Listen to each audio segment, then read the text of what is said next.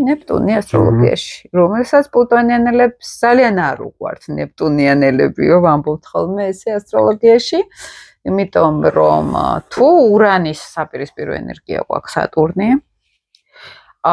პლუტონის საპირისპირო ენერგია გვაქვს ნეპტუნი. აი აბსოლუტურად რო ერთმანეთთან ვერ ჯდებიან, იმიტომ რომ პლუტონი თუ არის რომ ყველაფერი უნდა გავაშიშვლო და ეს ნეგატიური პლუტონიანელი ხა ესე იქცევა რომ საზოგადოებაში სად აი აქ თუ ველი არის ნეგატიური, მე იმას გამოვაშკარავებ და დავანგრევ. სისტემებს ანგრევს პლუტონი იდეაში. ნეპტუნი შეცურდება, გამოცურდება, ზღაპარს შექმნის. პირიქით ნეპტუნის ფუნქცია არის დაბუროს ყველაფერი, ილუზია დაქციოს, ოღონდ ისეთი ილუზიად რომ არც ვიცოდეთ რომ ეს ილუზიაა. ნეპტუნი მუშაობს ძალიან ნელა, ჩუმად. აი როგორც გაიგე. ძალიან ღრმა, როგორც გაიგებ, რომ შენ უკვე ზღაპარში ხარ, როგორც გაიგებ, რომ უკვე წილში ხარ. აი ეს არის ნეპტუნი და როცა არის ნეპტუნი ძალიან აქტიური, ნუ ყველაზე ცუდი გამოვლენა ალკოჰოლიზმი არის ეს ნეპტუნიანელების, ხო? აი რომ ჩავიძირე სასმელში, დავიწყებას მივეცი. ნარკოტიკი. ნარკოტიკი. ნივთიერებები. აი ეს არის აი თუ ფსიქოთერაპია, ენერგეტიკული პრაქტიკები, იოგა, პლუტონი არის. ნეპტუნი არის ნარკოტიკები, გაბრუება, სასმელი მაგალითად და სადღაც ვარ ზღაპრებში. და ზესთან ზოგადად შეიძლება გამოვლინდეს ეს ცრუ ეგოს ვეძახით, რომ აი გონიათ რაღაცა, მაგრამ რეალობა საერთოდ სხვაგან არის. თუმცა ძალიან კარგად რომ მუშაობენ ფსიქოთერაპიაში, ბევრი არის ფსიქოთერაპევტი ნეპტუნიანელი და ისეთი დაფარული რაღაცების დანახვა შეუძლიათ, მოსმენა, გაგება, ემპათია, მაგალითად ეს დამუშავების შემთხვევაში. ანუ კარგი რაღაც შეგვიძლია ნეპტუნისგან, მაგრამ აი ფსიქოლოგია როგორ ხსნის, როგორ უნდა იმუშაოს ფსიქოლოგმა, აი ამ აი მზე პლუტონი რო ჩემ ეგოს ვერ გზნობ მარტივი, ხო? იმიტომ რომ ეს ეგო არის და ნეპტუნი მე არ ვიცი საერთოდ ვარ თუ არა. მე ადვილად მოწყვლადი ვარ, ადვილად მართვადი ვარ. მე 12 სახლებიც ჩვენთან შეიძლება მაგ ენერგიაში იყვნენ, მაგრამ აი ეს არის ასტროლოგიაში ნეპტუნი. ფსიქოლოგიაში რა ხდება და როგორ მუშაობს? ხო, აი ფსიქოლოგიაში ჩემი დაკვირვებაა, რომ ნეპტუნი რაღაცნაირად ყოველთვის უკავშირდება, აი როგორც დაცვითი მექანიზმი ხშირად გამოკვეთილია ეს იდეალიზაცია. ნეპტუნს უყვარს იდეალიზაცია. ანუ აი ილუზორული რეალობის შექმნა, მაშინ როდესაც რეალობა საერთოდ სხვაგან არის და ძალიან distorted, ესე ვთქვათ, აი ბუნდოვანი აღქმები და იდეალები. ჩემი დაკვირვებით ოცნებები, ილუზიები და ახლა შენ ახსენე ნარკოტიკები, მაგრამ აი მაღალ გამოვლენებაში მინახავს საკმაოდ კარგი მსახიობები, არტისტები, სცენაზე ძალიან აქტიურები და რაღაცნაირად სამყარო თითქოს მათ აძლევთ აი ამ მაგნეტურ მსხვერპლობასაც. მათი ენერგია ხშირად არის აი ესეთი აქვს ეს რაღაცა აღმატებულების განცდა და არადამიწებულობის, ასე ჩვენ ვთქვათ, ხო? მაგალითად, ბოდიში ნეპტუნი ლილიტის შეერთება ქონდა მერლინ მონროს. და რაღაცა ზღაპრული სამყარო ქონდა, ხო? მას რაღაცა სხვაგან იყო თითქოს, რაღაც ისეთი იყო. აი აღმატებულობა, წარმოსახვითი სამყარო, აი აღმატებულება ხეში რაც თქვი. ეგრევე გამახსენდა ეს ნეპტუნი ლილიტი პირველ სახლში ყავდა თან პირდაპირ სელფში. კი, და ნეპტუნი ხშირად არის, აი ჩემი დაკვირვებით ძალიან სუსტი საზღვრები ადამიანებს აქვთ ძალიან სუსტი საზღვრები. აი რასაც შენ აღწერო, აი ემპათია ძლიერია, ძალიან კარგი ფსიქოთერაპევტები ხშირად ეს ყველაფერი ხდება იმის ხარჯზე, რომ საზღვრები არის სუსტი და მარტივად შედიან ემპათიურ კონტაქტში. იკარგებიან და ძალიან ხშირად ვერ ხვდებიან რა არის მათი და რა არის სხვისი. ანუ შეიძლება იგრძნოს სხვისი ემოცია იმდენად იგრძნოს, რომ ეგონოს, რომ ეს მის თავისი ემოცია. ერთი სიტყვით ნეპტუნთან მუშაობა ძალიან რთულია. იმიტომ რომ ძალიან ენერგია არის და კონტაქტი აწყვოში არის ბურუსში. და ძალიან მტკივნეულია ხოლმე ესე ვთქვათ ემოციური სიმართლის პოვნა ადამიანისთვის და მარტო დარჩენა იმასთან რაც ხშირად აწუხებს, იმიტომ რომ ხშირად ნეპტუნში არის ესეთი ტრავმა, ჩემი დაკვირვებით და არა მხოლოდ ჩემი დაკვირვებით, ესეთი არის ფსიქოლოგიური დინამიკა, რომ მიტოვება არის უფრო ემოციური, ანუ შეიძლება მშობლები ემოციურად, ფიზიკურად ახლოს იყვნენ, მაგრამ აი ემოციური, ან მოკლედ არ არის მშობელი, არ არის განცდაში როგორც საყრდენი. ან შეიძლება ხშირად მშობელი წამალდამოკიდებული, ასევე ნარკოდამოკიდებული, ძალიან ხშირად. ან მიატოვეს საერთოდ გაქრა ოღონდ, აი ხშირად ამბობენ, რომ აი მამა გაქრა, ან საერთოდ არც იყო.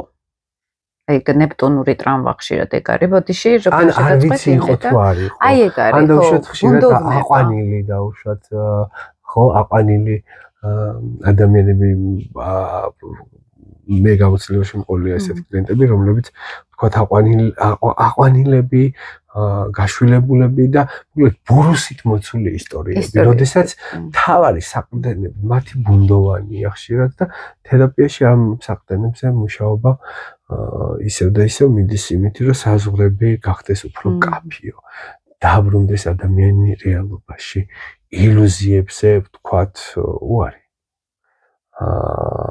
რეალობაში დარჩენის, რომ ილუზიაში ყოფნა რის ფასად ხდება? რეალობიდან გაქცევის და რეალობიდან გაქცევა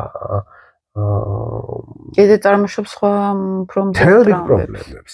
და აი ნეპტუნური ველი ხშირად ბურუსიანი ველია და დიდი ხშირად ჭირდება ხანგრძლივი მუშაობა იმისთვის, რომ ადამიანმა ნელ-ნელა შეძლოს წინააღმდეგობასაც უწევენ თვითონ. წინააღმდეგობა რასაკვირველია შეძლოს. არ მინდა რეალობაში დაბრუნება ხშირად არის.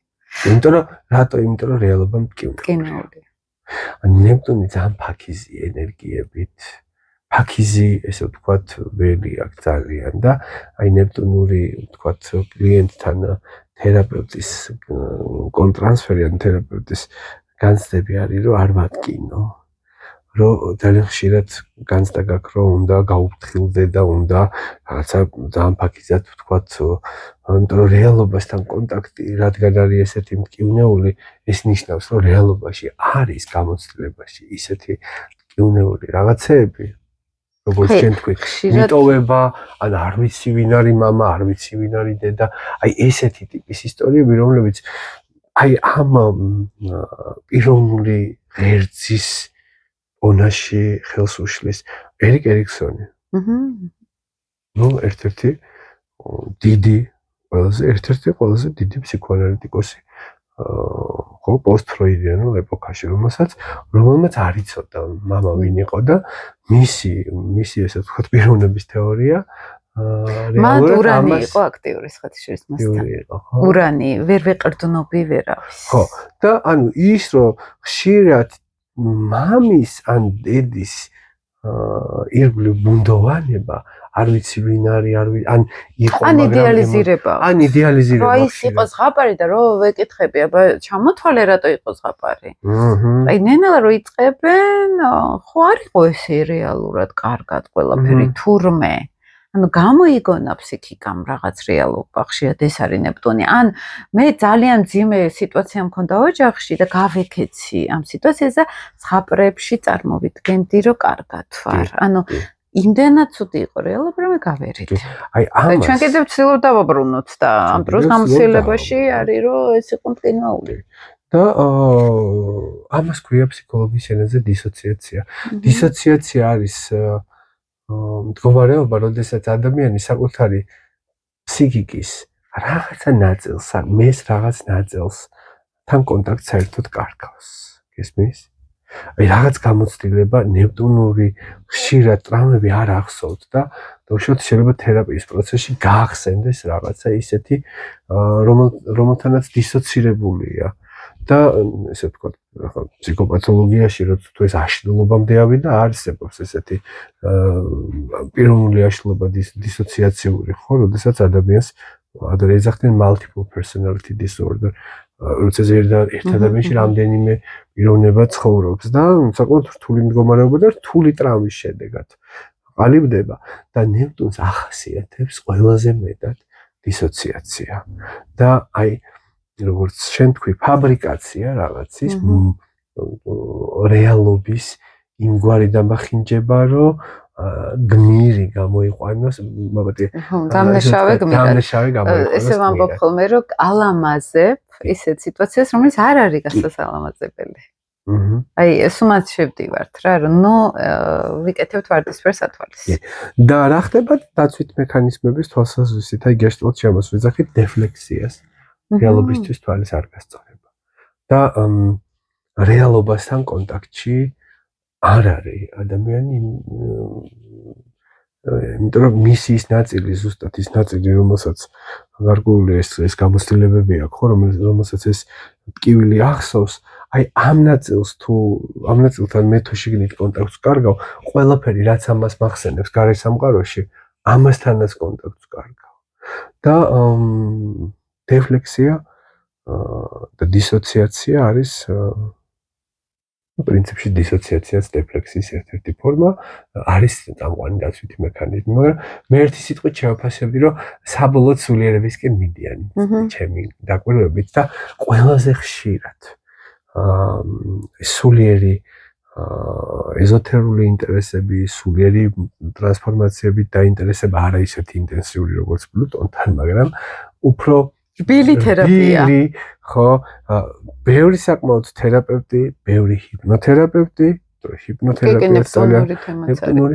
ნეპტუნური გავლენებია მანდაც და ზოგადად ხელოვნება და შემოქმედება რა რაღაცნაირად პლუტონიანელი თუ არის კარგი ისეთი თერაპევტი, აი ტრანსფორმაციული თერაპევტი, უფრო ანალიტიკური და ხისტი ხო, და ნეპტუნური ეს არის უფრო ხელოვანი, მუსიკოსი ან პროგრამისტი, ან სუბუქი თერაპევტი, მაგალითად ემოციებზე რო ისეთ წარმოსახვით რომ მუშაობენ ზოგჯერ მაგალითად. წარმოსახვითი და ასევე, ნუ აი ძალიან გამოკვეთილად ჰიპნოტურ მეთოდებს და ასე ვთქვათ, რაღაცა უფრო coaching მეთოდებსაც აქტიურად იყენებენ.